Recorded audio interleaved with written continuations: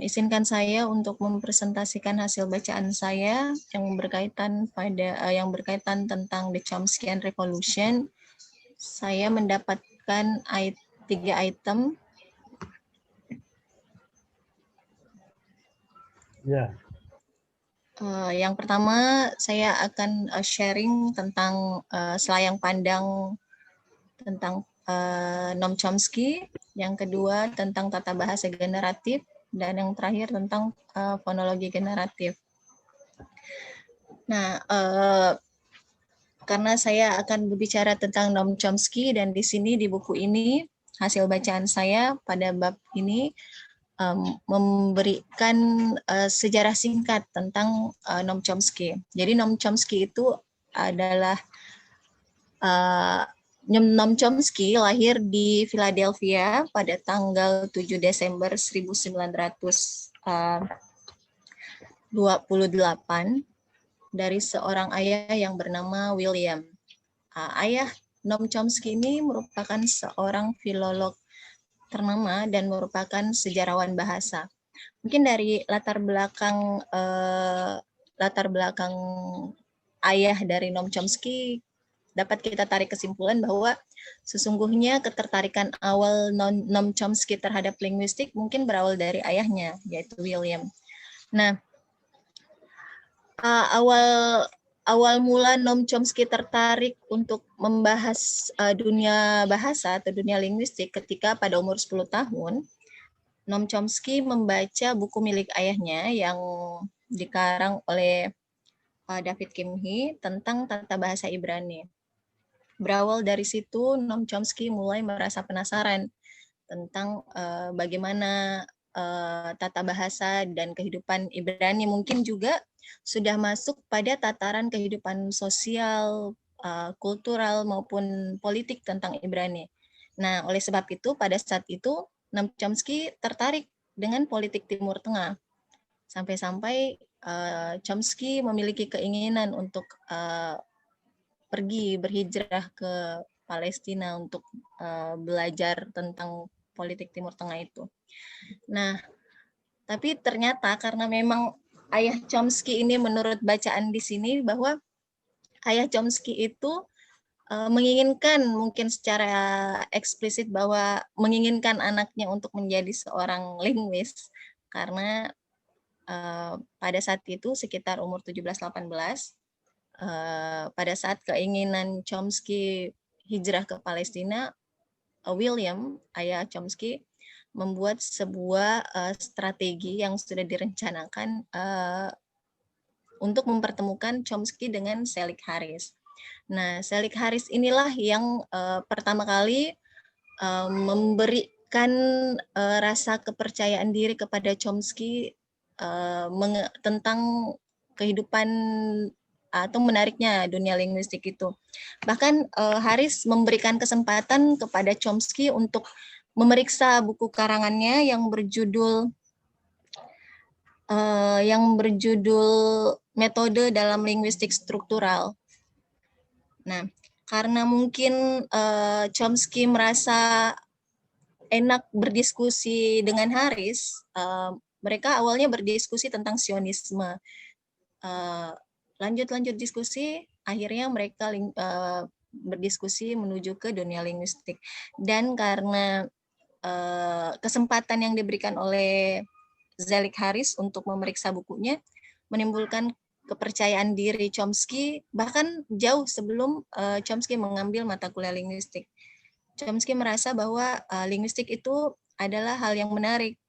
Nah, dengan memeriksa karangan Harris ini, Chomsky Chomsky menyatakan dirinya bahwa saya betul-betul belajar tentang linguistik melalui buku ini. Nah, selanjutnya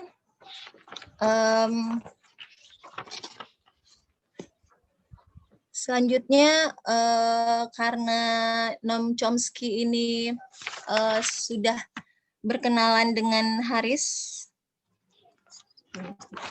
Nah, selanjutnya karena Noam Chomsky ini sudah belajar dengan Harris, lalu Chomsky memberanikan diri untuk membuat karya ilmiah dalam bentuk skripsi tahun 1949 dan tesis pada tahun 1951, dan mengangkat tentang morfofonemik Ibrani modern, membuat membuat seorang filsuf bernama Nelson Goodman pada tahun tersebut merasa terkesan. Nah, hal inilah yang membawa Chomsky pertama kali mendapatkan penghargaan dengan mendapatkan beasiswa junior bergengsi dalam perkumpulan fellows di Harvard. Selanjutnya, karena diberikan kesempatan mendapatkan beasiswa tersebut, maka Chomsky mulai untuk menulis buku. Buku yang ditulisnya pada saat itu adalah The Logical Structure of Linguistic Theory. Dan tapi karena Chomsky merasa sangat percaya diri bahwa tulisannya tersebut dapat diterima di MIT Press yang menurut dia adalah satu-satunya tempat yang paling tepat untuk menerbitkan tulisannya, tetapi sayangnya tidak disambut baik oleh MIT Press karena berkali-kali mengirimkan tulisan ditolak, bahkan penolakan itu terjadi dalam waktu yang cepat. Nah, tetapi lagi-lagi Chomsky mendapat bantuan dari seorang yang bernama Hale, dan memberikan kesempatan. Pada saat itu Hale bekerja di MIT sebagai sebagai pengajar bahasa Jerman dan bahasa Rusia. Nah, karena Hale ini melihat ada potensi pada Chomsky, makanya Hale mengajak Chomsky untuk ikut bekerja sebagai pengajar bahasa Ibrani di MIT. Nah, kesempatan tersebut ternyata membuka peluang untuk Chomsky memperbanyak tulisannya, mulai menulis, dan kebetulan pada saat itu Hale baru saja menerbitkan tulisannya bersama dengan Jacobson di Mountain. Jadi Hale mengajak Chomsky untuk mencetak tulisannya tersebut, menerbitkan tulisannya tersebut di Mountain Publisher.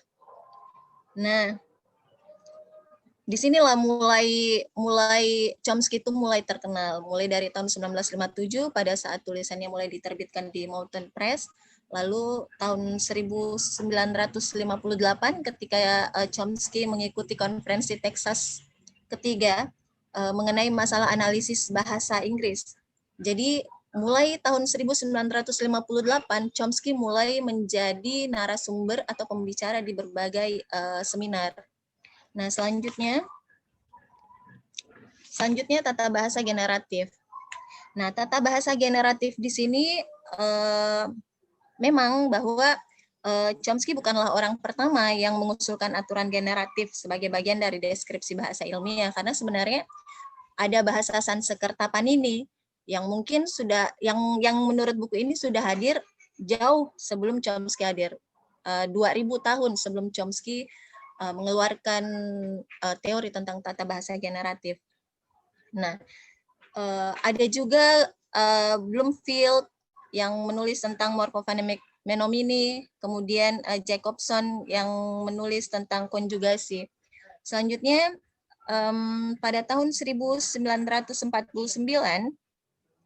Chomsky mengusulkan satu set eksplisit aturan memerintahkan untuk sinteks dan fonologi Ibrani modern, merupakan upaya pertama untuk memanfaatkan perangkat logika matematik. Nah, di sini terlihat bahwa sebenarnya Chomsky ini latar belakangnya adalah matematika, dan aturan yang diberlakukan Chomsky pada teorinya itu mengadopsi aturan rekursif, yakni proses pengukuran sesuatu dengan cara kesamaan diri. Seperti misalnya dalam bilangan asli, jika n adalah n kapital, maka n plus n kecil plus n1 ada dalam n kapital. Lalu pada Lalu lanjut pada fonologi generatif. Nah, di fonologi generatif ini ada 3 sub-item, ada Sekolah Praha, Morris Halle, dan fonologi generatif awal. Nah, kenapa Sekolah Praha masuk dalam pembahasan di bab ini? Karena memang Sekolah Praha itu mempunyai pengaruh yang begitu penting terhadap bahasa generatif, di mana fonologi Sekolah Praha. Nurmi, saya potong. Iya, Prof. Itu bukan Sekolah Praha, itu pengertiannya, itu aliran. Oh, aliran. Oh iya, Prof. Iya, siap, Prof. Aliran Praha. Praha School. Praha School. Yes. Oh ya, Prof. Jadi fonologi yang dianut di aliran Praha ini dibawa ke Amerika Serikat pada tahun 1940-an dan diuraikan lebih lanjut oleh kolega Subesko Roman Jacobson. Nah, ahli fonologis aliran Praha ini berbagi dengan rekan Amerika mereka mengenai pandangan strukturalis fundamental, bahwa deskripsi linguistik terdiri dari inventaris elemen-elemen yang memenuhi kondisi bi-uniqueness. Saya pun mencari apa maksud bi-uniqueness di sini, Prof. Nah, tetapi dalam hal-hal penting, pandangan teori. Apa? Iya, Prof. Bi-uniqueness. Ya? Tulisannya BI, Prof. BI uniqueness. Oh, baik. Ya, nanti. Iya, Prof. Tetapi dalam hal-hal penting, pandangan teoritis mereka bertentangan secara diametris dengan pandangan strukturalis lainnya. Jadi intinya pada mazhab atau aliran Praha ini, fonem bukan sekedar alat notasi, melainkan unit fonologis kompleks yang terdiri dari sekumpulan ciri khas. Nah, konsep fonem aliran Praha ini mewakili kemajuan penting karena memiliki beberapa alasan. Yang pertama, karena ternyata sistem fonemik setiap bahasa di dunia dapat dikarakterisasi dalam kaitannya dengan sejumlah kecil pertentangan fitur. Lalu yang kedua, karena fitur memungkinkan perumusan generalisasi tidak mungkin dinyatakan dalam model strukturalis. Jadi betul-betul aliran Praha ini menentang strukturalis. Dan yang terakhir, bahwa fitur memungkinkan pengembangan prosedur evolusi mekanis karena fitur yang berlebihan dapat dibiarkan tidak ditentukan dalam matriks fitur dasar. Nah, selanjutnya Halle. Morris Halle. Mungkin menurut bacaan saya, Halle ini bisa dikatakan orang yang sangat berjasa pada kehidupan Noam Chomsky, baik kehidupan pribadi maupun kehidupannya sebagai seorang linguis. Nah, Halle ini sebenarnya bukan orang Amerika, tetapi dia beremigrasi ke Amerika pada tahun 1940. Nah, yang menarik sebenarnya dari Halle dan Chomsky bahwa mereka berdua sebenarnya bukan berasal dari background linguistik. Noam Chomsky dari matematika, lalu si Halle ini orang teknik. Itulah mungkin juga dari penjelasan Prof sebelumnya bahwa rumusan linguistik yang diberikan oleh Halle dan Chomsky itu agak sedikit matematis, seperti itu. Lalu yang terakhir adalah fonologi generatif awal. Nah, fonologi generatif awal ini pada dasarnya mensintesis 3 tren kontemporer dalam linguistik. Yang pertama, memasukkan wawasan yang tidak formal tentang proses fonologis yang menjadi ciri fonologis. Yang kedua, ia menarik, nah ini ada hal yang menarik di sini. Ia menarik dari para strukturalis Amerika tentang praktek formalisasi eksplisit mengenai semua aturan. Lalu yang terakhir, karena mungkin ia merasa berutang budi kepada sekolah Praha atau aliran Praha yang harus diberikan penjelasan mengenai keseluruhan dari teori fonologis bersama dengan gagasan tentang ciri-ciri yang khas disebutkan sebelumnya. Mungkin cukup sekian sharing saya, Prof. Kurang dan lebihnya mohon dimaafkan, mohon bimbingannya. Assalamualaikum warahmatullahi wabarakatuh. Assalamualaikum warahmatullahi wabarakatuh.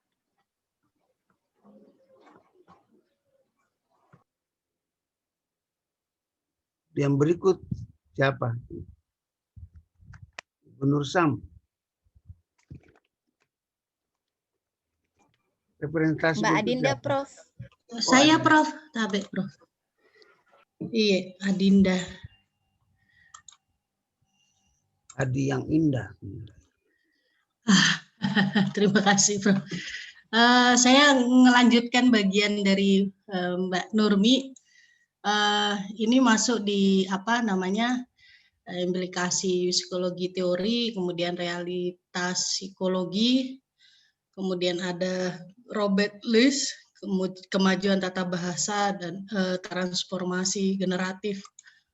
Nah, Chomsky tidak mengemukakan persoalan implikasi dalam struktural sintaksis, tapi Lis menyimpulkan bahwa tata bahasa yang dibangun berada di kepala. Kemudian Chomsky membahas tentang fakta bahwa teori bahasa lebih dari sekedar manipulasi simbol. Nah, dalam ulasan Skinner ini yang berkontribusi paling banyak untuk menyebarkan reputasinya dari lingkaran kecil para ahli bahasa profesional. Karena begitu argumen yang kuat, tidak ada ahli bahasa yang bisa berusaha untuk menjawabnya, di mana sistem deskriptif memiliki makna teknis yang diberikan dalam definisi Skinner. Kemudian Chomsky menulis bahwa kemampuan aktual seorang penutur itu untuk membedakan kalimat dari non-kalimat, mendeteksi ambigu, dan membuat kesimpulan bahwa tata bahasa bersifat kompleks dan abstrak. Chomsky juga kemudian berpendapat bahwa ini seolah-olah batu tulis yang kosong. Saya juga batu tulis yang kosong itu bagaimana? Jadi bahwa psikolog juga mulai menghadapi memiliki keraguan tentang mekanisme yang ada, tentang abstrak yang dianalisis dari pergaulan yang sederhana. Kemudian Lindbergh pada 1964 mengatakan bahwa bahasa manusia memiliki sifat yang lebih mendasar dan cenderung lebih bersifat bawaan, seperti berjalan, kemudian mempelajari budaya. Kemudian dengan Miller bahwa dalam satu pikiran atau otak manusia adalah sesuatu yang lebih dari sekedar pikiran yang ada, menurut kata Anglo-Saxon. Kemudian masuk kepada realitas psikologis dan konstruksi linguistik. Nah, pada awal 60-an itu banyak eksperimen yang dilakukan berkaitan dengan masalah penutur asli tentang bahasa. Maclay dan Slater menguji apakah penutur asli akan memiliki penilaian yang sama bahwa tata bahasa dan kalimat yang bermakna dapat menemukan satu korelasi. Kemudian Miller juga mendapati susunan ingatan semakin berkurang dan berkembang dari gramatis dan menjadi tidak gramatis. Masuk kepada realitas psikologi konstruksi, dalam sebuah eksperimen terkenal Fodor dan Bever posisi ke dalam kalimat cenderung dilihat pada batas klausa yang dihipotesiskan. Kemudian Lieberman persepsinya fungsi struktur sintaksis menentang pandangan strukturalis empiris bahwa sinyal akustik saja memberikan semua isyarat persepsi yang diperlukan. Masuk kepada menangkan revolusi. Jadi perbincangan revolusi ini bermula dari List, kemudian yang dibahas oleh Bu Nurmi tadi di buku Grammar Nomination, struktur sintaksis terhadap teori linguistik, bahwa penentangnya memiliki beban untuk banyak menanggapi juru kampanye, bahwa mereka orang-orang yang aktif, dan Lee sendiri merubah struktur bahasa dan mempunyai pandangan dengan cara artikulasi yang dapat dibayangkan oleh manusia. Kemudian pada akhir 50-an dan awal 60-an, gaya Lee mengenai tekad yang teguh dapat memberikan kehadiran baru pada debat. Dan List tidak, ini tadi ada Mbak Nurmi juga menjelaskan, tidak pernah memperoleh gelar sarjana muda, tapi List ini memperoleh glotokronologi yang diperlukan untuk credibility Chomsky-Huxley. List karena tidak puas dengan kimia ya, dia masuk ke University Chicago pada 47 dan mendapat gelar MA, dan setelah mengedit buku tentang bahasa, List mengerjakan beberapa pekerjaan. Kemudian pada 1959 di jurusan teknik elektro, kemudian juga pernah mengajar di University Tel Aviv yang terletak di Israel. Nah, masuk kepada tata bahasa generatif, di sini ada struktur sintak yang tidak dapat diabaikan dari kubu strukturalis di Amerika. Kemudian diterbitkan terhadap teori yang diberlakukan di Amerika. Ada penyerang yang begitu banyak, kemudian memberikan jarak dari Cambridge, Massachusetts,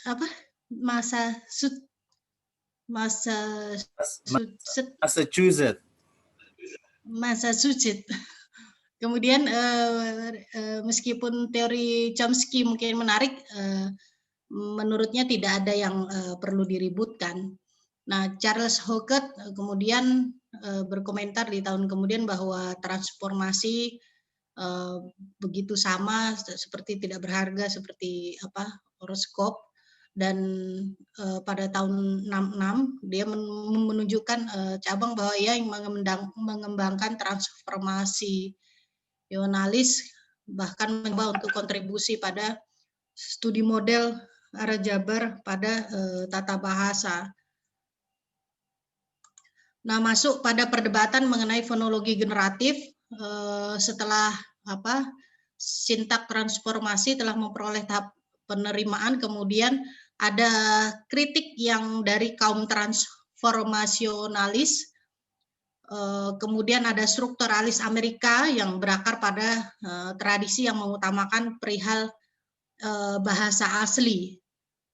Di sini ada Winning the Revolution, daya tarik ide penjelasan dalam linguistik masa ini, ada cerminan keterbukaan pelajar terhadap ide dalam masuk ke dalam politik juga. Kemudian pada kelas pertama MIT ini diajarkan bahwa harus memiliki satu kesuksesan yang ikut masuk ke dalam menarik pelajar tadi, kemudian ada individu juga yang tidak dapat menyumbang linguistik, kemudian mengalami kesulitan untuk mencari pekerjaan pada saat itu. Haley dan Chomsky memiliki kebijakan untuk mendorong siswanya untuk mengintegrasikan diri ke dalam kehidupan linguistik. Kemudian ada juga faktor lain yang berkontribusi pada keberhasilan teori. Sebagai contoh pada Linguistic Society in Amerika, dia mempunyai 1.000 anggota dan sebagian besarnya tidak menganggap diri mereka sebagai ahli bahasa. Kemudian kebetulan karena kongres diadakan di Cambridge pada 1962, yang mereka adalah ketua departemen bahasa di komite pengaturan lokal. Nah, setelah Zelig Harris menolak jemputannya untuk membentangkan daripada mempresentasikan salah satu dari 5 makalah, jadi tidak ada masalah untuk menggantikan Chomsky. Kemudian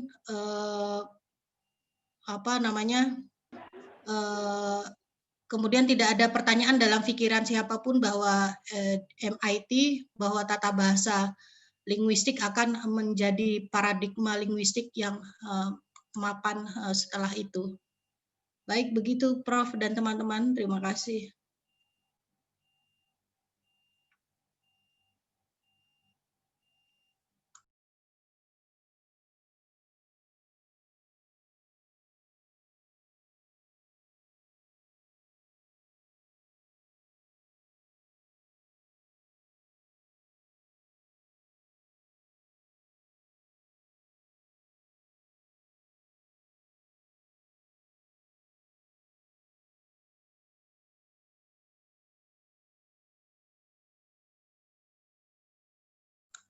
Tabe Prof, speaker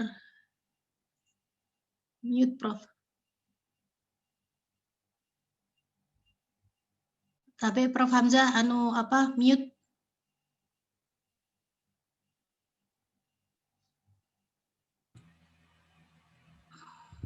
Tadi presentasi siapa itu?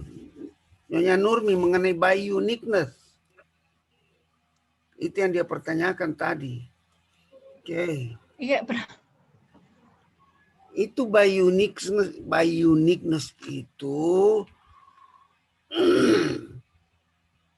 temuan bersama Chomsky dengan si Halle mengenai English phonology. Okay. Jadi by uniqueness itu jadi keunikan kembar. Itu yang dimaksud keunikan kembar. Jadi begini,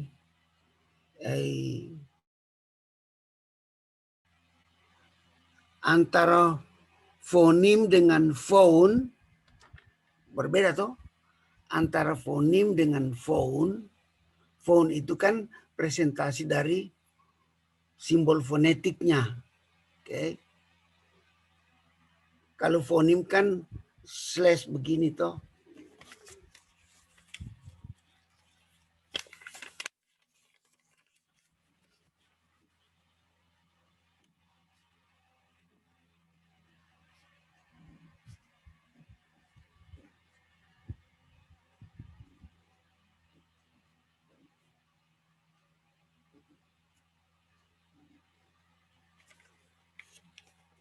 Ya, saya perlihatkan ini. Kelihatan tidak kata ini? Kelihatan, Prof. Apa itu kata apa ini? Ada slash B plus I plus N. Diucap apa ucapannya bahasa Inggris ini?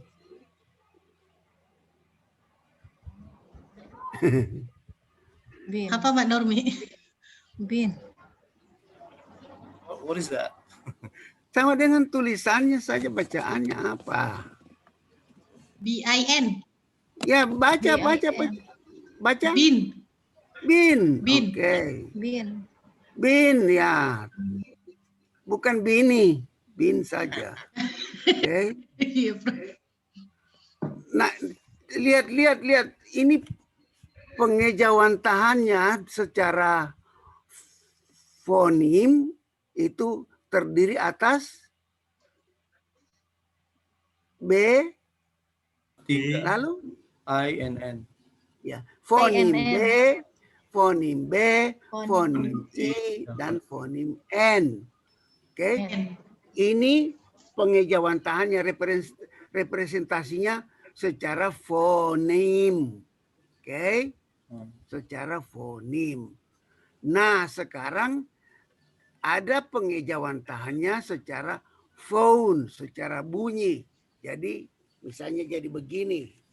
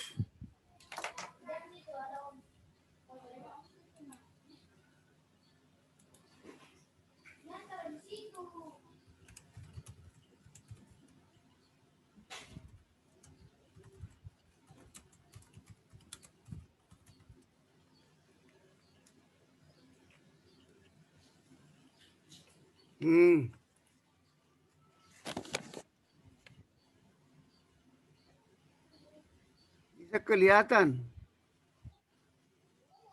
Kelihatan, Prof. Ada apa ini? Kalau B di... Pak kurung, B, tutup kurung. Ya, oke. Lihat, B. lihat itu anak panah timbal balik. Karena Iya. hubungannya ini Dibacanya. hubungan resiprokal. Oke, hubungan resiprokal, makanya saya taruh anak panah itu ke atas dan ke bawah. Oke, jadi secara fonim ini yang saya tunjuk. Oke, Ya, secara font bisa di bawah. bisa direpresentasikan, diejawantahkan secara fonetik ini seperti ini. Oke, ada hubungan toh? Ya, Prof. Ya, fonim, phone. Kan ini makanya simbolnya saya kurung secara fonetik. Ini bunyi. Ini bunyi, ini bukan bunyi. Oke, ini hanya fonem. Tapi ini mulai bunyi. Oke, lihat. I secara fonemik ditulis begini, tetapi secara fonetis ini. Oke, artinya dalam bahasa Inggris ini bacaannya rendah, bukan I tinggi seperti bahasa Indonesia, tetapi rendah, bukan I tapi E, bin. Jadi bukan bin, tapi bin. Sudah mengerti? Nah, inilah yang dimaksud dengan by uniqueness. Okay. Cuma yang sampai sekarang ini saya pelajari transformasinya ini siapa? Chomsky. Belum ada penjelasan apakah ditemukan juga misalnya satu fonim begini tetapi diejawantakan oleh fon lebih dari satu. Atau mereka belum temukan barangkali. Okay. Belum ada, saya telusuri selama ini. Belum ada ini by uniqueness ini ternyata bisa saja tidak unik. Karena bisa saja ini yang saya tunjuk. B, secara fonim, pengejawantahannya 2. Bukan hanya ini. Belum sampai ke sana. Namanya juga bahasa. Jadi belum sampai ke sana mereka atau belum ditemukan bahasa yang begitu. Misalnya orang mengucap B, lalu dia ucap ini apa? B begini apa? B, B, B. Apa yang bertemu? Apa yang bertemu kan? Bibir. Bibir mana? Upper lip, lower lip. Ya, upper lip, lower lip. Artinya apa namanya ini? Bibir apa ini? Bilabial. Ya. Bilabial. Kan ada dalam istilah apa namanya medis itu labio itu ada dua, okay? Labio minora and labio mayora, okay? Ya kita ini punya labio minora ini yang okay. Dalam kesehatan itu labio minora artinya bibir kecil. Labio mayora, kebetulan. Ya, kebetulan laki-laki tidak punya. Mohon maaf. Kita teruskan. Pak Rido tak usah cari. Atau Pak Daud. Atau jangan iri hati. Kita tidak punya yang mayora. Ya. Makanya Prof, perempuan itu cerewet karena banyak bibir ya. Anda terlalu menjurus. Ya. Banyak laki-laki cerewet juga. Oke. Terutama kelompok Karebosi itu. Nah, Asik. Menurut Pak Rido sudah pindah, katanya sudah pindah ke kuburan Kristen situ.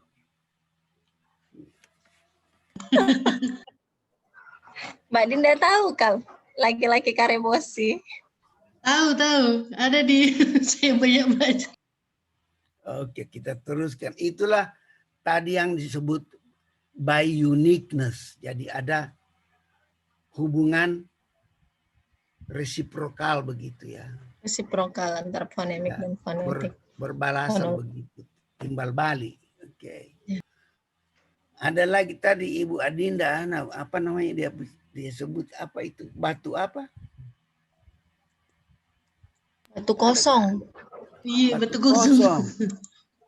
Itulah yang dalam bahasa Latin disebut dengan, masa sudah lupa, saya pernah bicarakan di awal-awal ini.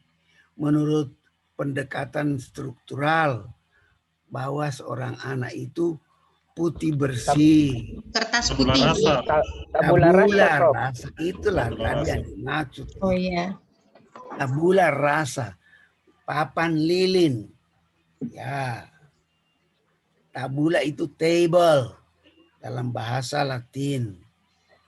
Rasa itu lilin. Oke. Nah, sekarang giliran pertanyaan. Saya mau catat para penanya sesuai prosedur.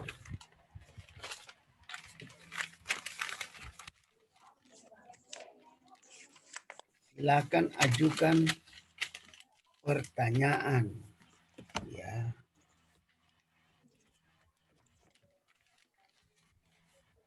Dari siapa dan untuk siapa?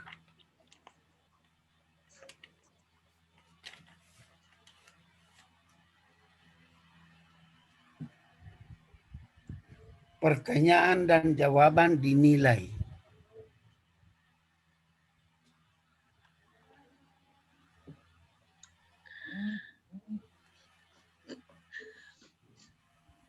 Mana Pak Rudi, Pak Daud, Pak Rido?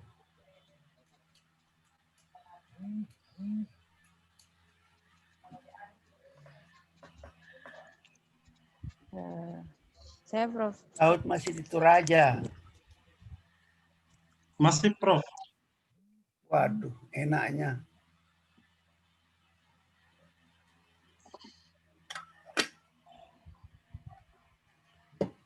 Ya Prof, saya bertanya sedikit. Ya, Pak Daud, untuk siapa? Untuk Ibu Adinda tadi, karena lebih dekat kepada pendekatan pembelajaran bahasa, apa itu, psikologi dalam pendekatan pembelajaran bahasa. Oh, begitu. Saya pernah membaca buku, karena Noam Chomsky ini merupakan salah satu penganut aliran nativisme, Ya, di mana dalam buku tersebut saya mendapatkan tentang istilah hipotesis pemberian alam. Ya, sesuai apa? dengan pendekatan psikologis dalam pembelajaran Istilah bahasa apa? tadi di hipotesis pemberian alam. Hipotesis Pemberian alam. Oh, ya, ya, ya, ya. Karena berdekatan tadi dengan pembahasan Ibu Adinda mengenai pendekatan psikologi dalam pembelajaran bahasa, mungkin ada pandangan-pandangan yang bisa diberikan tentang pendapat Chomsky tersebut, masalah hipotesis pemberian alam ini. Kemudian di Bu Nurmi tadi ya, mungkin bisa Prof, yang aliran Praha tadi itu, mungkin bisa diberikan gambarannya bagaimana itu, konteks aliran itu. Terima Ya. kasih Prof. Ya. Terus? Saya Prof. Bu Adinda, ya.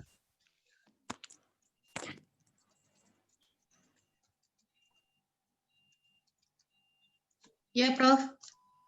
Saya mohon maaf, Prof, tidak bisa menjawab, Prof. Pertanyaan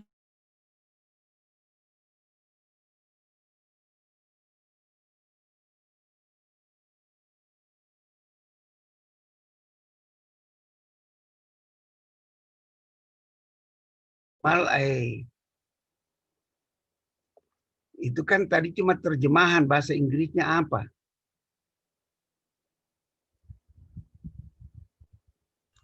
gimana, Prof? Pak Daud supaya mengulangi pertanyaannya mengenai tadi itu apa namanya? Hipotesa. Hipotesa pemberian alam. Apa itu? Itu the gift of the nature atau apa? Iya, di bukunya begitu, Prof.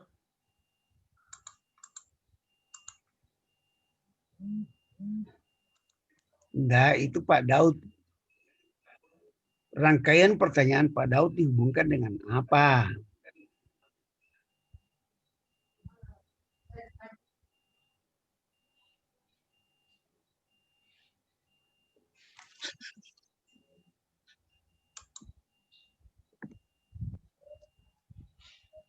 Dihubungkan dengan pengajaran bahasa atau apa itu Pak Daud? Ya Prof, dalam konteks teori belajar bahasa itu.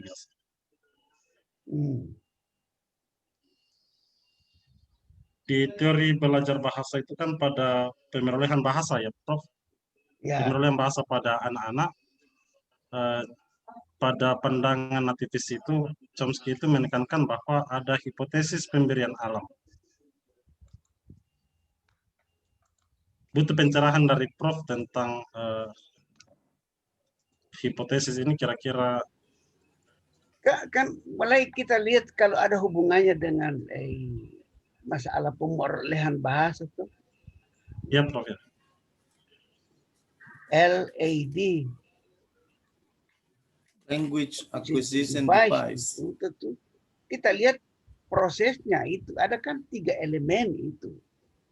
Ya Prof. Elemen yang terkandung dalam pengajaran bahasa ataupun dalam pemerolehan bahasa.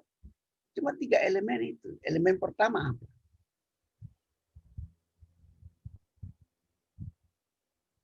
Apa?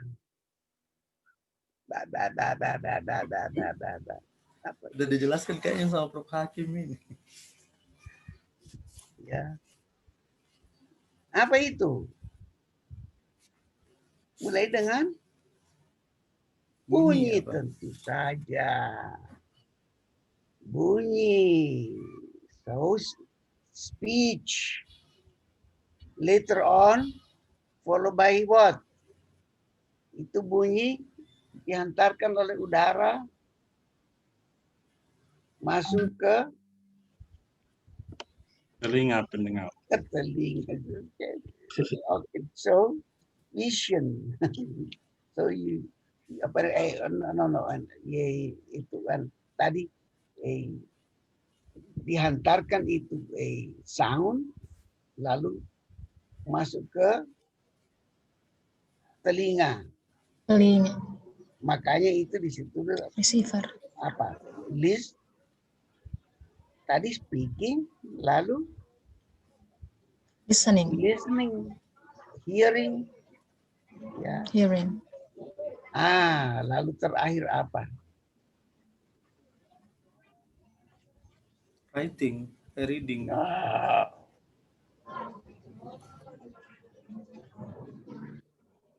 If someone say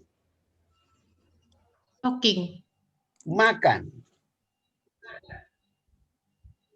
transmitted by the air masuk di telinga,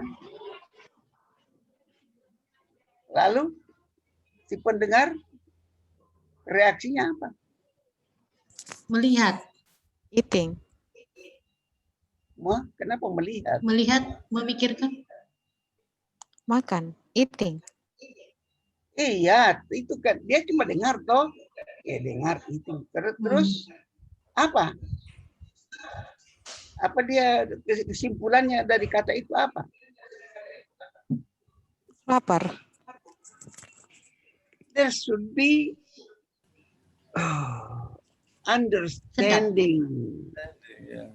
I was just gonna say that. Understanding itu apa?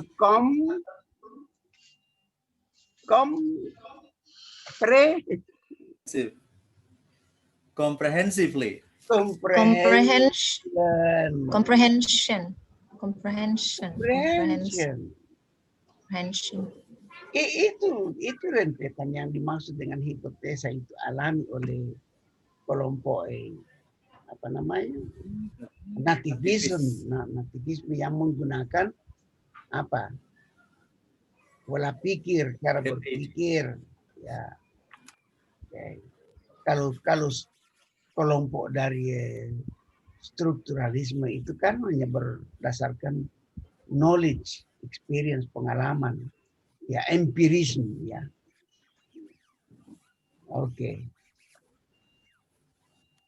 Terus masih ada pertanyaan lain kan?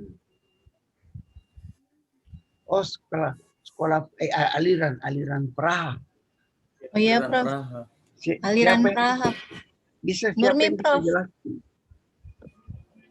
Baru Murni. Jadi NU Praha. Nurmi, Prof. Aliran Praha. Jadi aliran Praha itu merupakan suatu pandangan mengenai strukturalis fundamental yang menyatakan bahwa deskripsi linguistik terdiri dari inventaris elemen-elemen yang memenuhi kondisi bi-uniqueness yang tadi Prof jelaskan, bahwa terjadi hubungan resiprokal antara fonemik dengan fonetik, yang merupakan hasil pemikiran dari Halle dan Chomsky. Nah, dalam aliran Praha juga, aliran ini tidak ragu-ragu untuk memasukkan realitas psikologis ke dalam deskripsi linguistik mereka. Seperti itu bacaan saya, Prof. Mohon maaf kalau ada yang keliru, Prof. Itu awalnya itu. Aliran Praha itu apa namanya? Pertama-tama itu diperkenalkan oleh siapa itu? Willem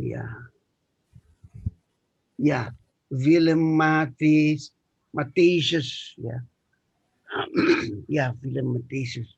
Ini masih tahun 1800-an itu. Ya. Coba saya spell dulu namanya. Nama dari Matius itu boleh ditulis. Siapa tahu Anda bisa lacak di YouTube. M terus Hey. ya M-A-T-H Mate M-A-T-H E-W. T-H-E Sius Matesius. Ya. Oke. Dia itu seorang profesor dari Universitas Carolina waktu itu yang mengajarkan dia profesor. Philematius. Ya itu kan. Ya bukan film. film ya. V ya. Film. V dia bukan V ya. V ya. Oh, VI. Film. I, VI. VI, Prof. V. Ya. Bukan P. V. Bukan P, V. V-I-L-E-M. Film. Ya. Jadi dia itu apa namanya? Profesor bahasa Inggris di North Carolina, di Carolina Utara, ya, di Amerika bagian timur. Ya. Itu daerah yang saya tidak tahu siapa yang menang di situ, Trump atau Biden. Ya.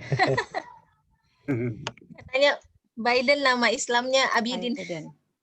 Oh iya, Abidin. Karena dia orang yang membela orang Islam. Oke, Abidin Biden. Oke. Ya jadi ya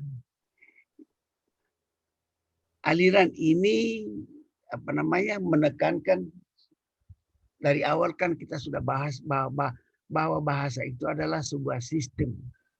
Karena bahasa itu sistematis ya. So language is a system. Jadi dia pandangannya bertolak dari situ bahwa bahasa itu sebagai suatu sistem. Dengan sendirinya bahwa kalau dia merupakan suatu sistem, maka tentu saja dia sistem yang fungsional. Okay? Kalau dia sebagai sebuah sistem, maka berfungsi atau boleh dikatakan apa namanya sistem yang secara fungsional berhubungan dengan tadi yang akan saya bawakan itu Hale dengan si Chomsky itu dihubungkan antara tadi kan kita sudah bahas dari awal itu masalah yang saya ceritakan itu mengenai apa namanya sistem fonetik dengan fonologis ya kan di situ ya di situ apa namanya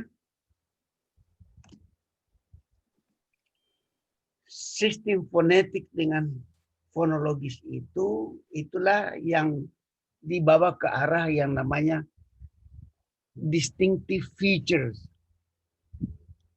ciri-ciri distintif. Nah, ini patokan dari orang-orang transformasi itu. Oke. Kalau orang-orang struktural tidak terlalu perhatikan itu, oke. Tapi ada ciri-ciri yang distintif ya dari setiap fonim. Oke. Misalnya ada penekanannya, apa perbedaan P dengan B? Apa perbedaannya P dengan B? Padahal dua-dua bila biar toh P B. Oke. Satu bersuara, Prof, satu tidak. Ya, satu bersuara, satu tidak. Tidak. Jadi Voiceless. jadi dua-dua plus bilabial. Ya. Dua-dua plus bilabial. Tapi satu plus voice dan satu minus voice. Voice. Itu yang Voice, disebut Minus voice. distinctiveness. Oke. Jadi ciri pembeda, berbeda. Oke.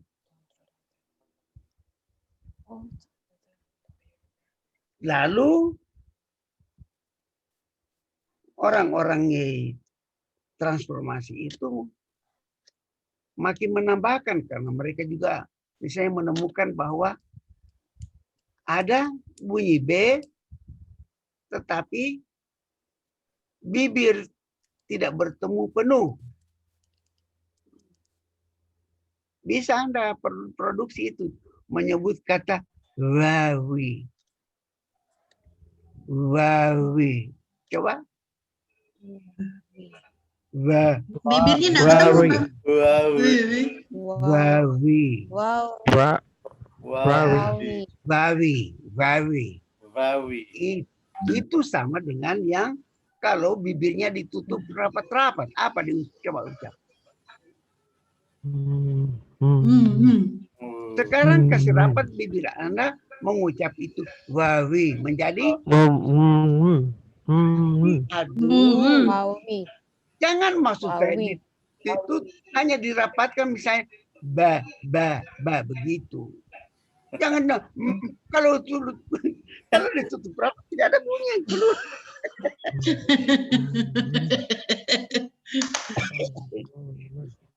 Ucap itu tadi wawi, ucap dengan kedua bibir bertemu.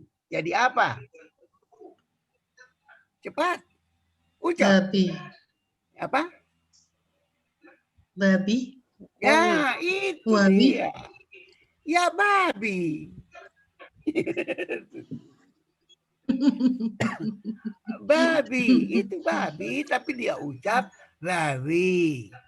Oke. Lalu ada Ini kayak orang yang ketoprak strimulat, Bro. tunggu dulu. Bukan. Ada yang artinya tidak terlalu sensitif dengan linguistik. Dia bilang, bodoh-bodoh amat. Kenapa dia tidak kasih rapat bibirnya mengucap? Artinya kenapa tidak ucap babi? Kenapa jadi babi? Saya bilang ini orang ini. Memang bahasanya begitu. Kau mau apa? Mau bunuh orang ya? Ya. Dan itu namanya bukan bilabial saja, tapi namanya bilabial frikatif. Bilabial yang diluncurkan. Ini bukan omong kosong, tapi saya temukan itu dalam bahasa Kaili di Sulawesi Tengah. Itu babi dia ucap babi. Oke. Terus bunyi B frikatif itu turun dari Sulawesi Tengah. Saya temukan juga di bahasa Mandar. Sebagian dialek Mandar ada juga begitu. Wah. Turun lagi penelitian saya di kelompok bahasa di Toraja, di Mengkendek paling timur. Saya temukan lagi itu ya. Itu bunyi wah. Coba Pak Daud, apa bahasa Torajanya rambut? Keras-keras Pak Daud. Rambut. Itu tidak kedengaran Pak Daud. Speakernya Pak Daud. Deluak. Ya? Nah, itu Deluak. Deluak. Tapi saya temukan itu di timur, paling timur itu. Astagfirullah, bukan timur. Paling barat. Paling barat Mengkene bukan Beluak dia ucap. Beluak. Orang Toraja sendiri seperti Pak Daud mungkin belum pernah dengar itu, tapi saya temukan itu bahwa bahasa Toraja ada bilabial frikatif. Velua. Betul, Prof, belum pernah. Belum pernah. Sekarang Anda baru paham bahwa ada temuanku itu ya. Artinya tidak bisa kita tidak bisa pungkiri itu. Coba garis, lihat garis itu ya. Garis bahasa Kaili itu kan Sulawesi Barat. Sulawesi Barat Tengah atau turun Mandar Sulawesi Barat, paling barat, dan Toraja paling barat gitu masih ada. Kenapa di tempat lain hilang? Itu ya pengaruh bahasa setempat. Ya. Bisa hilang itu. Oke. Nah. Sekarang jadi sudah jelas apa yang saya maksud tadi dengan apa namanya? Aliran Praha itu. Oke. Jadi itu. Iya, Prof. Mereka titik beratkan terutama pada masalah fonim, bunyi. Ya, makanya terlibat Hale, Roman Jacobson, antara lain. Ya tadi intinya itu yang saya bilang tadi. By uniqueness. Ya. Tidak dibahas itu oleh kaum struktural. Dia bilang untuk apa? Oke. Nah, masih ada pertanyaan yang lain?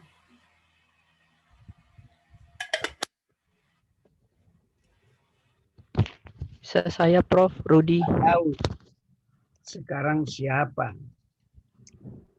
Siapa yang mau bertanya? Baru Saya suara. Prof. Halo? Pak Rudi. Iya, bisa Prof. Saya. Ustaz Rudi, ya silakan. Sedikit Prof. Saya sebenarnya penasaran setelah revolusi Chomsky ini, ya, apakah ada kritik ataupun teori baru kira-kira di antara tahun 80 sampai 2000 yang kira-kira mungkin bisa dikatakan sebagai menyaingi revolusi Chomsky, Prof. Mungkin itu dari saya karena ini kuliah terakhir barangkali. Jadi mungkin mohon pencerahan, Prof. Selama ini orang masih berkutat di situ. Oh, ya. Iya. Selama ini masih berkutat.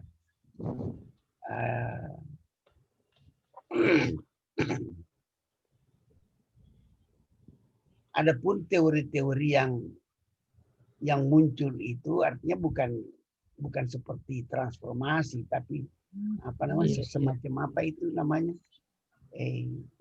kalau rumah itu diperbaiki ada renovasi. Iya, Prof. Hanya yang begitu saja pengembangan saja. Kalau mengenai grammar, oke. Yang berkembang sekarang itu aliran linguistik yang agak mudah dan tidak terlalu berat ialah sosiolinguistik. Itu yang berkembang terus. Iya. Linguistik. Ya. Banyak mahasiswa itu cenderung membahas sosiolinguistik karena tidak terlalu berat. Sedangkan kalau aliran transformasi, iya, Bro. Anda betul-betul bertemu dengan rumus dan menyakitkan kepala. Saklek, Prof. Sosiolinguistik itu orang mahasiswa anggap paling gampang, paling mudah, dan paling mudah juga didapat, ya. Selama orang masih berkomunikasi. Iya, Prof. Tapi kalau ini, saya ada cerita ya. Iya. Saya juga pernah 2 tahun belajar di Australia. Ya. Kalau saya tahun 70 di Amerika itu sampai hampir 10 tahun di sana. Terus tahun 82 saya ambil beberapa mata kuliah di ANU, Australian National University di Canberra. Ya. Di Canberra sana itu. Itu yang lucu itu. Saya itu paling pagi kalau ke jurusan itu punya gedung tersendiri ke kampusnya. Karena saya mau buru-buru mau cari buku yang mudah diakses itu ya di perpustakaan jurusan. Kalau di perpustakaan pusat itu terlalu banyak peminat, kadang susah sekali kita dapat buku. Apa yang terjadi? Saya lagi asik-asik membaca, itu ketua jurusan masuk tuh, melewati itu gang, dia lihat itu fotonya Chomsky terbalik. Dia menggerut, putar lagi. Tapi tiap pagi begitu. Tiap pagi saya perhatikan, termasuk saya juga yang suka memutar-mutar itu fotonya Chomsky. Karena semua orang bilang, bikin sakit kepala ini orang tertentu. Jadi itu ketua jurusan sampai tiap pagi kerjanya perbaiki fotonya Chomsky yang selalu terbalik. Jadi pelampiasan amarah toh. Apa ini? Yahudi satu ini mengacau pikiran orangnya. Jadi, para Yahudi itu si Zelik itu juga itu Yahudi itu. Okay. Zelik Haris Yahudi. Iya. Ya. Cuma berbeda pandangan mengenai Palestina. Chomsky itu orang Israel sudah bilang, kau masuk ke Israel, kami bunuh kau. Jadi ini si Chomsky ini orang Yahudi yang anti Zionisme ya. Zionisme itu kan aliran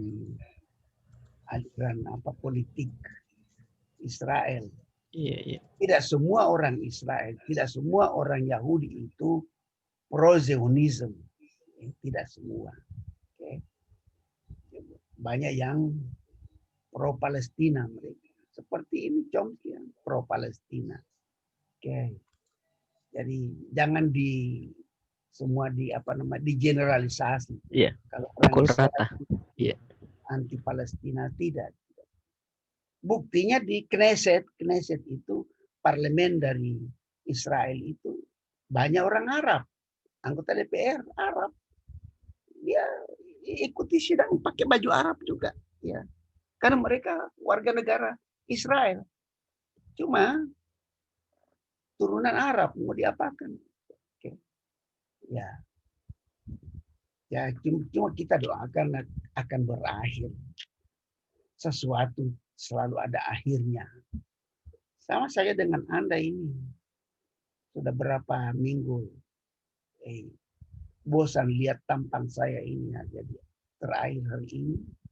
Tapi saya selalu berdoa semua mahasiswa itu pasti selesai. Okay. Amin, Prof. Apapun saya ditunjuk jadi promotor atau tidak. Oh ya, saya tinggal promotori 2 orang ini. Saya tidak tahu yang satu rimbanya di mana. Alias belum muncul. Okay. Oh masih ada 3, tapi yang satu sudah mau selesai. Tapi yang satu ini tidak tahu ada di mana. Teleponnya saja tidak bisa dihubungi. Saya tidak tahu dia bertapa ke apa. Saya tidak mau sebutkan Anda kenal orangnya. Yang satu saya tahu dia tidak bisa ke daerah kumpul data. Pertama karena dia orang asing yang selalu dilarang oleh bupati, camat dan lain-lain untuk keliling-keliling kumpul data. Kasihan orang Australia. Saya bimbing ini orang Australia. Dia mempelajari bahasa Thai, bahasa Palopo sana ya. Ya. Jadi saya bilang, ya bahasa Thai ya itu kelompoknya juga bahasanya Pak Daud. Kalau Pak Daud bertemu orang Thai bisa berkomunikasi. Sedikit ada titik temunya, Prof. yang di Parigi itu bahasa Thai. Ya, apa maksudnya sedikit gimana? Hampir, maksudnya hampir sama lah Prof bahasa. Hampir sama, ya. Ya. Cuma pasti karena kosakatanya ada yang berbeda-beda sedikit ya. Satu kelompok ya. Siapa tahu Toraja juga menjadi salah satu wilayah provinsi Luraya. Provinsi Luraya Pak Daud. Masya Allah, doakan lolos Lurayanya Pak Daud. Ya, amin, amin. Iya, Nanti jadi Kota tidak Madya. Tidak bisa disingkirkan itu Toraja dari Luraya. Oke. Cuma yang jadi masalah itu mungkin kelompok lain akan kehilangan sesuatu itu kalau ada kabupaten pencaharian, Prof. bisa begitu pecah. Iya, jadi, iya, yang menyangkut itu kan biar bagaimana. Lari mau lari ini uangku Oke. Nah, jadi Pak Rudi, cuma itu tadi pertanyaannya. Selama ini belum ada kelompok grammarian yang menantang transformasi. Belum ada. Ya, Prof. Artinya biar bagaimana itu PGG tetap mengibarkan bendera.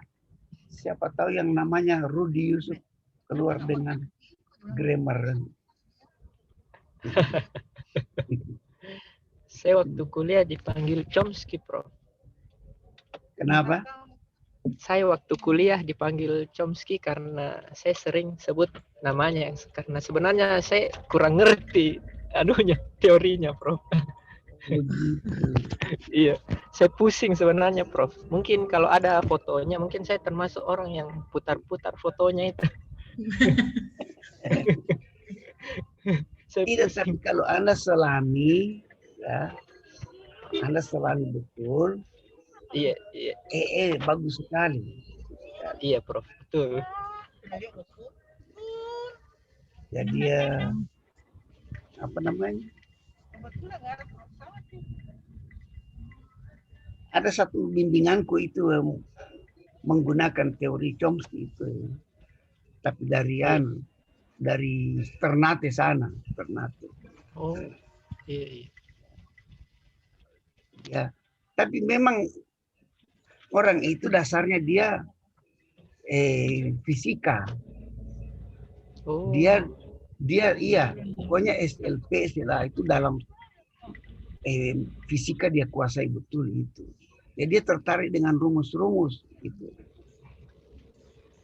Cuma karena kelamaan dia menulis juga itu, bukan hanya uangnya dan waktunya yang terkuras. Saya komentari waktu ujiannya itu. Ini sudah menguras tenaga, pikiran, bahkan dananya terkuras. Dan lihatlah penampakan beliau ini, rambutnya juga terkuras. Memang jadi botak.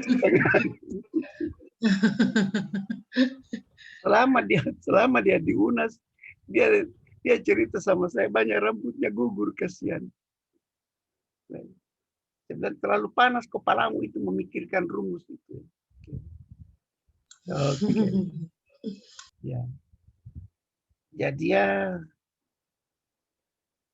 siapa tahu Pak Daud nanti saya hubungkan Pak, dia juga ingin ketemu dengan bahasawan Toraja karena mau diwawancarai juga sedikit.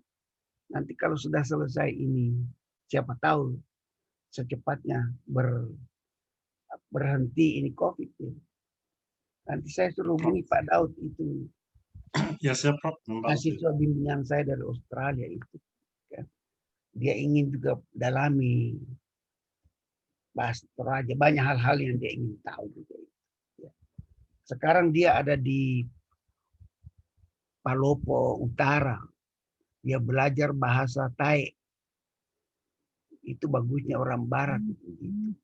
Dia pelajari itu bahasa, dia teliti. Okay? Untuk kita orang Indonesia mungkin jarang yang begitu ya. Dia perdalam. Tentu saja pendukungnya ini yang ini. Kita ini apa kita kali kekurangan kita begitu ini yang ya. Okay. Jadi hari ini terakhir kita bertemu, jadi yang berikut Tapi ini, Prof, nanti kalau ada ini lagi diundang kami Prof ya. oh iya, Kalau ada iya, boleh saja. Undang-undang jangan pakai juga. Oh, tergantung juga ini. Undangan berbentuk apa. Ada juga undangan mohon doa restu.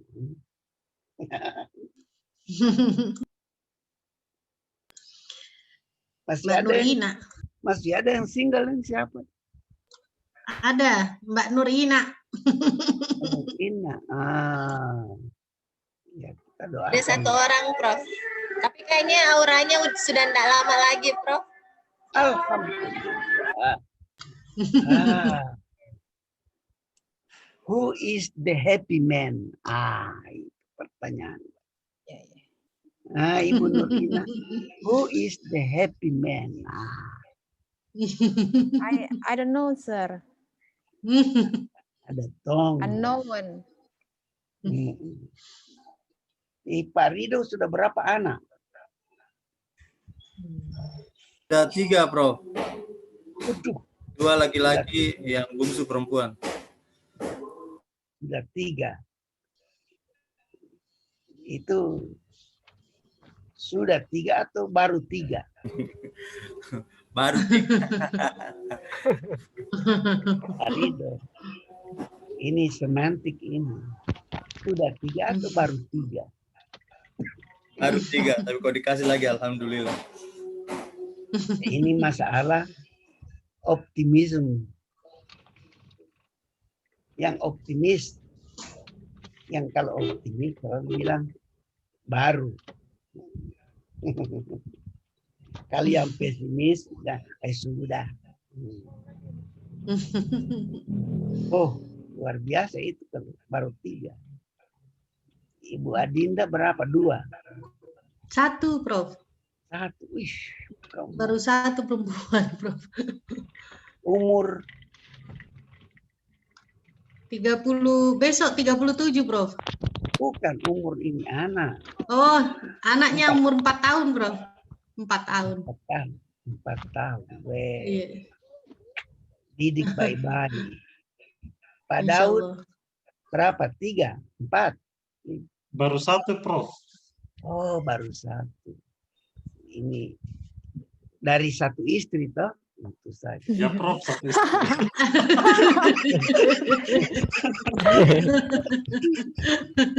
Iya. Aduh, Pak Daud dan 1. Saudara Rudi sudah berapa? 2? 4, Prof. Bukan.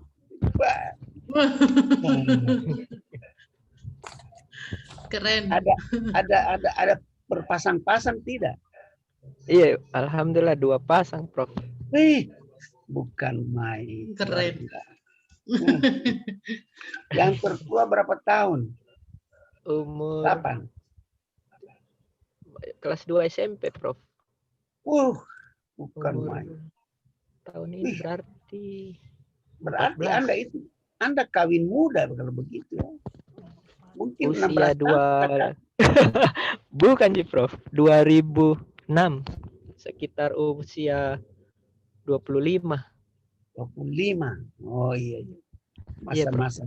Masa-masa produktivitas tinggi. Ya. Ya, alhamdulillah, Prof. Bisa Alhamdulillah. melewati dahsyatnya uang panai. dasar. Lewati dasar itu.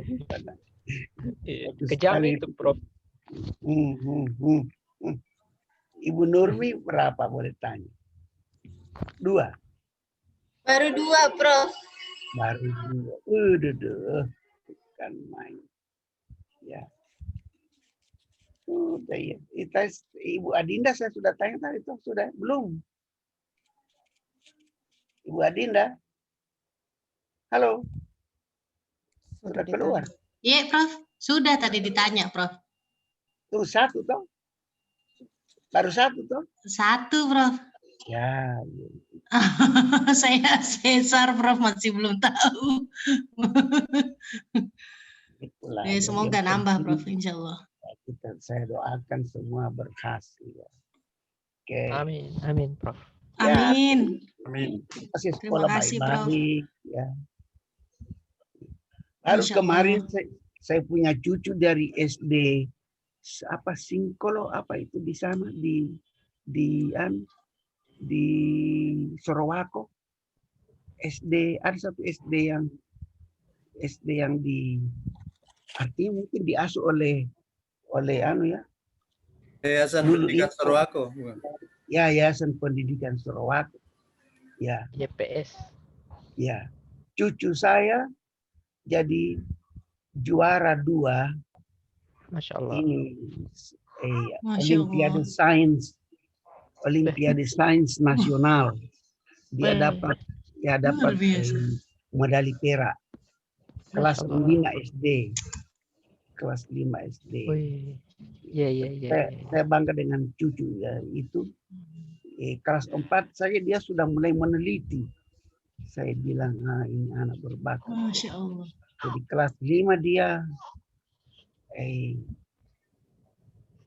mengikuti itu Olimpiade Sains tingkat provinsi ya nomor 3. Terus yang nasional ada 2 orang dari Sulawesi Selatan. Cucu saya yang lolos nomor 2 dengan perak. Bidang apa itu, Prof? IPA. Oh, IPA. Ya. Luar IPA. biasa, Masya Allah. Calon peneliti. Iya.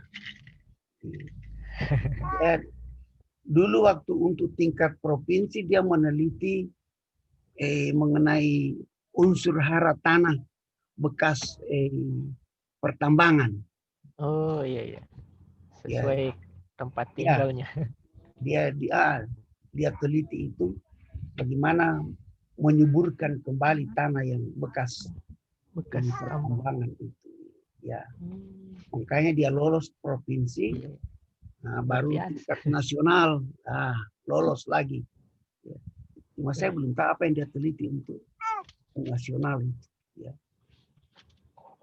Jadi siap-siap untuk persiapan Olimpiade se-Asia. Olimpiade se-Asia di Jepang nanti. Yang jadi ya bangga juga ada cucu yang sudah bisa berpotensi begitu. Jadi ibu-ibu ini dengan yang sudah punya anak, sudah jauhkan saja. Tahu enggak dia punya anak?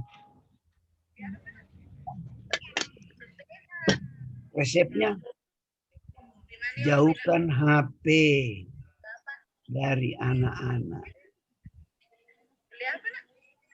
Iya. Memang sulit. Tapi itu anak saya itu pegawai di Sorowako itu. Dulu Inko namanya, sekarang apa dulu? Sudah berhasil yang pegang namanya sudah berubah tuh. Apa dulu? Vale. Ya, Vale. Jadi anak saya itu jadi apa namanya? Teknisi senior di Vale. Dia tamatan apa nama? ITS. Surabaya, Prof. Ya, ITS. Kalau di Surabaya ITS, kalau di Bandung ya ITB itu ITS. Dia tamatan itu Iya, Prof. ITS Surabaya. Oke. S2-nya itu di ITS. Saya suruh sambung S3, dibilang susah sekali kalau bekerja begitu. Ya. Oke. Itu begini, istrinya orang Minang, tapi tamatan Universitas Padang, tapi keguruan. Jadi ini cara mereka itu, anak-anak 2 orang itu memang boleh main itu game, but only 1 hour satu hari, 1 jam saja. Dan itu ada timernya. Kalau sudah bunyi kling, berhenti. Jangan lagi main game. Disiplin ya, Prof. Itu yang ditegakkan. Cukup 1 jam satu hari. Ya. Tapi biasa mereka merengek kalau hari Sabtu, kalau boleh 1,5 jam. Tapi begitulah, habis 1 jam, sekarang membaca atau apa begitu. Ini sekarang memang belum ada yang menulis itu. Dampak dari HP terhadap anak-anak didik kita itu.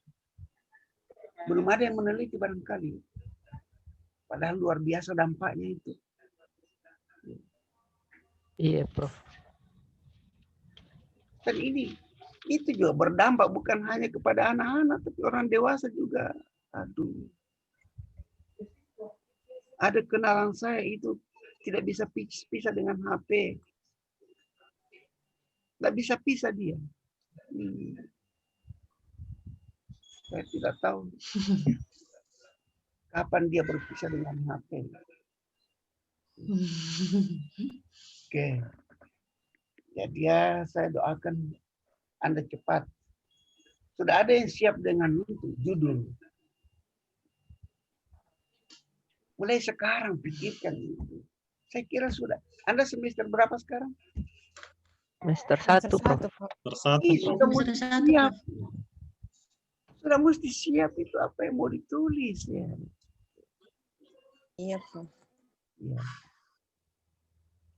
Boleh juga konsultasi dengan saya, ini judul saya bisa arahkan apa ini. Ya. Oke.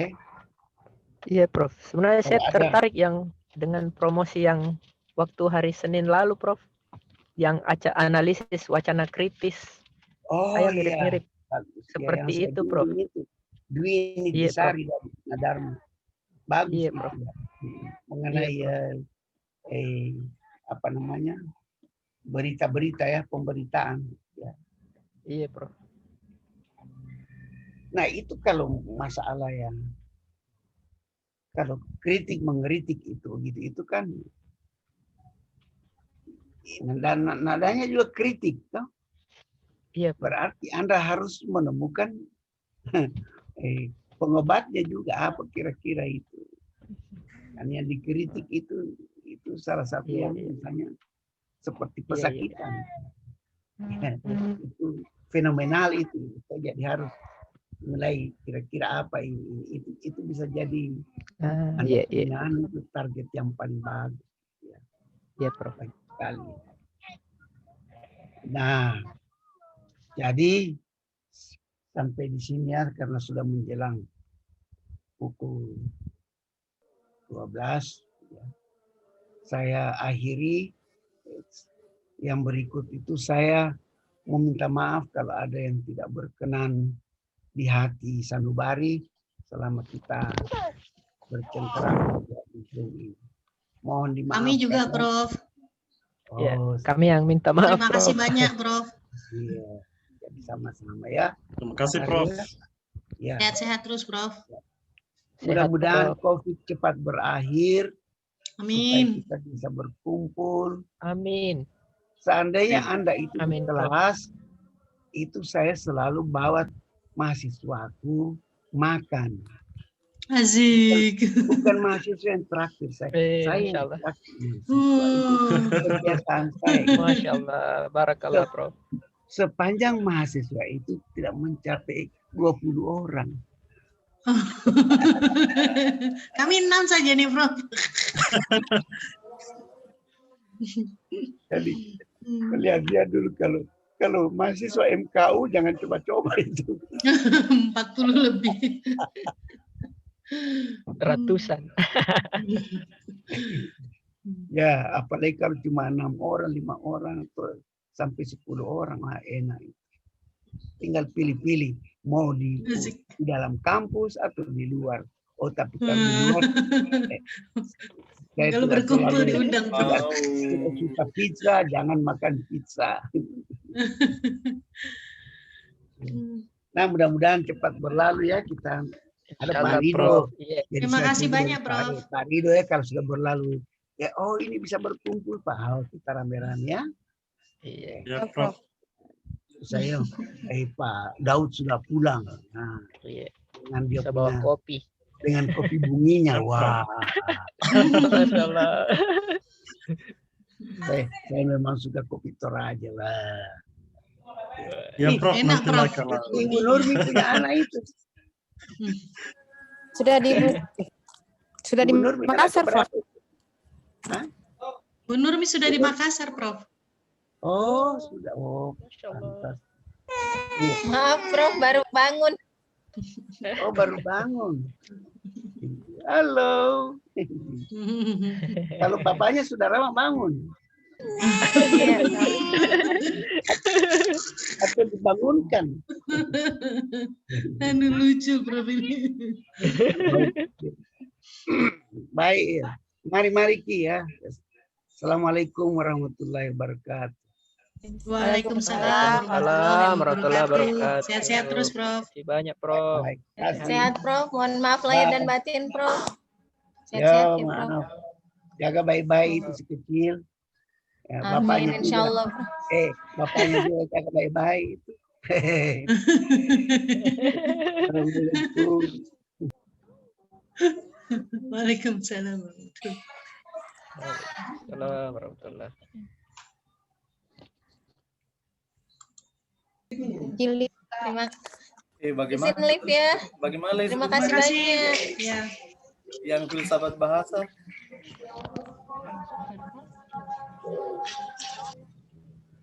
Pak Rudi yang presentasi ya?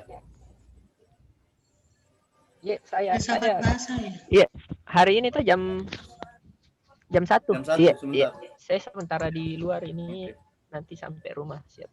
Iya. Insyaallah siap. Kalau gitu kita tutup ini. Ya. Nanti sebentar kita lanjutkan lagi. Terima kasih, Pak Rido. Banyak. Ayo, bye. Sampai ketemu jam 1. Assalamualaikum. Waalaikumsalam. Assalamualaikum warahmatullahi wabarakatuh. Iya, iya.